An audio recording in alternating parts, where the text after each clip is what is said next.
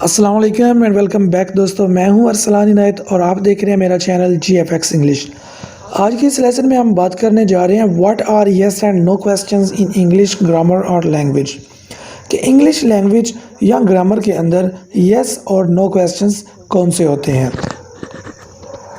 सबसे पहले हम थोड़ा सा इनका इंट्रोडक्शन देख लेते हैं ताकि हमको थोड़ा सा आइडिया हो जाए कि येस और नो क्वेश्चंस होते क्या है और इनका इस्तेमाल कब और कैसे किया जाता है। Questions that need either a yes or a no answer are called yes और नो क्वेश्चंस। ऐसे सवालात जिनका जवाब सिर्फ दो ही लफ्ज़ येस या नो में दिया जाए उनको येस एंड नो क्वेश्चंस कहा जाता है। जैसा कि हमारे पास एग्जांपल नंबर 1 में नज़र आ रहा है, do you like vanilla ice cream, क्या आपको वनीला आइसक्रीम पसंद है। तो इसका आंसर एक ही लफ्ज़ में होगा, वो या तो यस होगा और या फिर नो होगा। आपको अगर पसंद है तो आप कहेंगे यस और अगर आपको नहीं पसंद तो आप कहेंगे नो।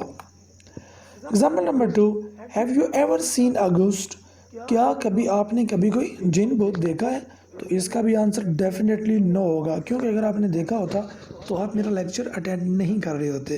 तो आज के इस लेसन में हम इसी तरह के टॉपिक के ऊपर बात करने जा रहे हैं कि येस और नो क्वेश्चंस को हम किस तरह इस्तेमाल करते हैं और इनकी फॉर्मेशन क्या होती है। डिटेल्स के लिए स्टे ट्यून्ड।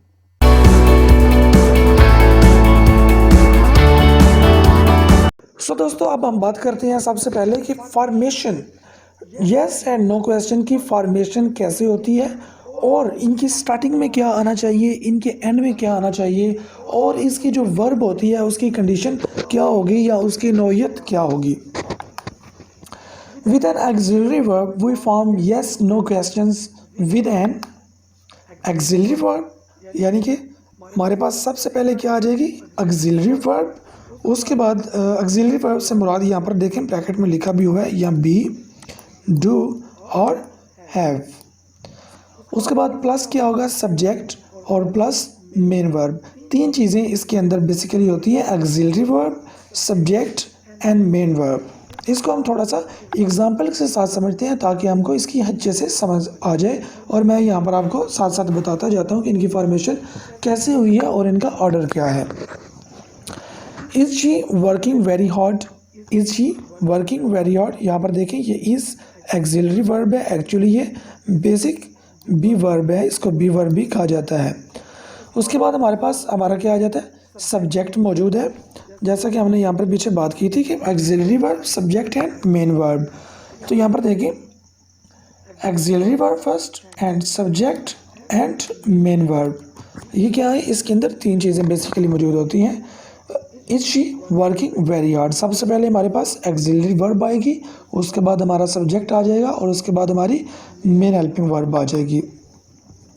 वर दे ट्रैवलिंग टुगेदर, वर दे ट्रैवलिंग टुगेदर, क्या वो इकट्ठे सफ़र कर रहे थे। एंड नंबर 3 पे did you go to the concert, did you go to the concert, क्या तुम शो में गए थे या कंसर्ट पर गए थे। तो ये क्या है, ये इसकी फॉर्मेशन है। सबसे पहले क्या आएगी एक्सिलरी वर्ब, उसके बाद सब्जेक्ट और उसके बाद मेन वर्ब। इस तरह हम येस एंड नो क्वेश्चन की फॉर्मेशन होती है। नंबर 4 पे हमारे पास एग्जांपल है डू। डू जो है ये एक्चुअली बी एग्जांपल, ये मैंने जो आपको ऊपर 3 एग्जांपल्स दिए हैं ये बी की एग्जांपल्स हैं, is and were and did. Do जो है ये एक अलहदा एक्सिलरी वर्ब है, इसको हम बेसिकली एक्सिलरी वर्ब नहीं भी कहते, ये हमारी बसा औकात जो है वो मेन वर्ब भी तस्वर की जाती है। Does that taste okay, does that taste okay, ये एक्चुअली मैंने इसलिए ऐड की है कि जब हम डू का इस्तेमाल करते हैं येस एंड नो क्वेश्चन के अंदर तो हमें दूसरे सिंपल सेंटेंसेस से हटकर बहुत सी चेंजेस जो हैं वो इसके अंदर लाना पड़ती हैं। तो ये मैं नेक्स्ट आपको लेसन के एंड पे बताऊंगा कि उसके अंदर कौन कौन सी चेंजेस होती हैं। तो यहाँ पर मैं आपको एक वार्निंग देता चलूँ कि जो बहुत ही अहम चीज़ है जो कि स्टूडेंट्स जो हैं वो मिस्टेक कर देते हैं येस एंड नो क्वेश्चन के अंदर, तो वो मैं आपको यहाँ पर वार्निंग के तौर पर बताता जाता हूँ। वैसे मैं अपने हर लेसन के अंदर ये बात जो है वो क्लियरली बताता हूँ कि जो आपकी एक्सिलरी वर्ब या दूसरी उसके साथ अटैच्ड वर्ब्स होती हैं उनको कैसे मैनेज करते हैं। सो यहाँ पर देखते हैं हम, when there is more than one auxiliary verb, जब एक ही सेंटेंस के अंदर more than one auxiliary verb आ जाए और modal verbs plus auxiliary verbs. Okay, अगर यहाँ फिर मॉडल वर्ब आ जाती है या प्लस ऑक्सिलरी वर्ब आ जाती है तो क्या होता है, we only put the first auxiliary, we only put the first auxiliary और द मॉडल वर्ब और द मॉडल वर्ब, या जो है वो फर्स्ट ऑक्सिलरी वर्ब या मॉडल वर्ब को before the subject and the others after the subject. Basically वो कहना ये चाह रहे हैं, नरेशन कहना ये चाह रही है कि जब हम फॉर्मेशन बनाते हैं, मतलब हमने क्वेश्चन बनाना होता है, तो उसके अंदर हम क्या करते हैं, हम मेन जो हेल्पिंग वर्ब होती है, ऑक्सिलरी वर्ब होती है, सिर्फ उसको उठाकर हम क्या करते हैं, स्टार्ट में ले आती हैं। बाकी की जो चीज़ें होती हैं वो अपनी जगह पर रहेंगी, बाकी की जो उसके साथ हेल्पिंग वर्ब या फिर ऑक्सिलरी वर्ब अटैच्ड हैं वो अपनी जगह पर रहेंगे। तो इसको भी हम एग्जांपल के साथ समझते हैं ताकि हमारा कंसेप्ट जो है वो मज़ीद क्लियर हो जाए। तो ये एग्जांपल है, is this phone call being recorded, is this phone call being recorded. अब हम देखते हैं, मैं इसको दूसरी तरह भी लिखता हूँ, क्लियर हो जाएगी। Is being this phone call recorded. अब यहाँ पर देखें कि यहाँ पर एग्जांपल नंबर 1 में बीइंग यहाँ पर मौजूद है, लेकिन यहाँ पर हमने दूसरे एग्जांपल में हम इसको यहाँ पर उठा कर ले आए हैं इज़ के साथ, जबकि इज़ यहाँ पर अकेला मौजूद है। तो ये है कि ये इज़ जो है ये एक्चुअली बीइंग के साथ है। तो इसका हम क्या करेंगे, हम सिर्फ मेन वर्ब हमारी जो इज़ है इसको हम उठाकर स्टार्ट में ले आएंगे, बीइंग अपनी जगह पर रहेगा। अगर आप बीइंग को भी उठाकर इसके साथ ले आते हैं तो ये ग्रामेटिकली इनकरेक्ट हो जाएगा। तो ये एक बहुत बड़ी वार्निंग है इंग्लिश ग्रामर के अंदर, जो हम कॉमनली जो है वो मिस्टेक कर जाते हैं, तो ये याद रखिएगा। नेक्स्ट जो फॉर्मेशन होती है येस एंड नो क्वेश्चन की, वो है without an auxiliary verb. Okay, without an auxiliary verb हम येस एंड नो क्वेश्चन की फॉर्मेशन करते हैं। वो कैसे होगी, व्हेन वी आस्क येस और no questions using the main verb be, we don't use an auxiliary verb. जब हम येस और नो क्वेश्चन पूछते हैं using the main verb be, जब हम बी, मैंने आपको बताया था कि इज़, एम और वाज, वर और डिड होती हैं। जब हम मेन हेल्पिंग वर्ब जो होती है बी, उसका इस्तेमाल करते हुए येस एंड नो क्वेश्चन पूछते हैं, तो हम कोई भी दूसरी ऑक्सिलरी वर्ब इस्तेमाल नहीं करते सेंटेंस के अंदर। द वर्ड ऑर्डर इज़, तो उसकी फॉर्मेशन क्या होगी, एक्चुअली उसका क्या उसको कहते हैं, आप उसको कह लें कि उसकी फॉर्मेशन या उसका स्ट्रक्चर आप कह लें कि उसका क्या होता है, बी प्लस सब्जेक्ट, यानी कि जो बी हेल्पिंग वर्ब है इज़, एम और इसमें से कुछ होगा, या उसके साथ क्या होगा, उसके साथ फिर हमारा सब्जेक्ट आ जाएगा। Is the weather nice in Turkey in the winter, क्या सर्दियों में टर्की के अंदर मौसम खूबसूरत होता है। तो यहाँ पर देखें ये हमारी इज़, एम और एक बी जो है वो हेल्पिंग वर्ब है, ये मेन है, तो इसके साथ हम कोई भी दूसरी ऑक्सिलरी वर्ब इस्तेमाल नहीं कर रहे। इसी तरह was she angry when you told her about the accident, was she angry when you told her about the accident.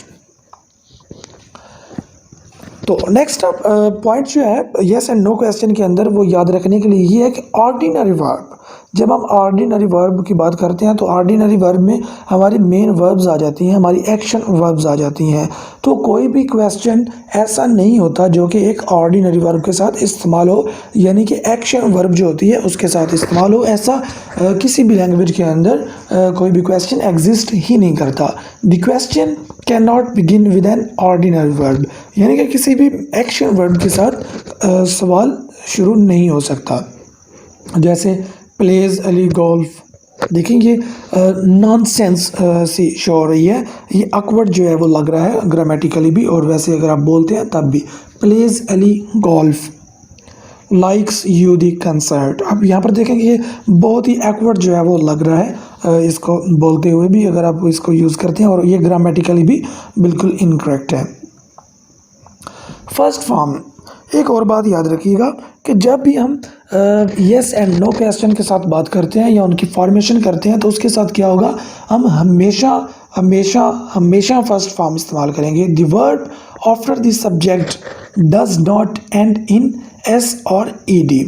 हमारी जो वर्ब होती है, एक्शन वर्ब होती है, वो येस एंड नो क्वेश्चन के अंदर एस पर एंड नहीं होती और ना ही वो ई डी पे एंड होती है, यानी हम उसके अंदर एस या ई एस का इजाफा भी नहीं करते और ई डी का इजाफा भी नहीं करते।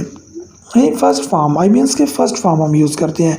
Does Ali place golf, does Ali place golf, क्या अली, देखिए अब अगर इसको हम ट्रांसलेट करते हैं तो ये ठीक होगा, लेकिन जैसा कि आपने प्रेजेंट सिंपल के अंदर भी मैंने बताया था कि डज के साथ हेल्पिंग मेन वर्ब जो होती है वो फर्स्ट फॉर्म इस्तेमाल करते हैं, डज के साथ एस या ई एस का इजाफा नहीं किया जाता। तो did you liked the concert, अब यहाँ पर देखें कि डिड के साथ भी हम फर्स्ट फॉर्म का इस्तेमाल करते हैं जो मेन वर्ब होती है उसके अंदर।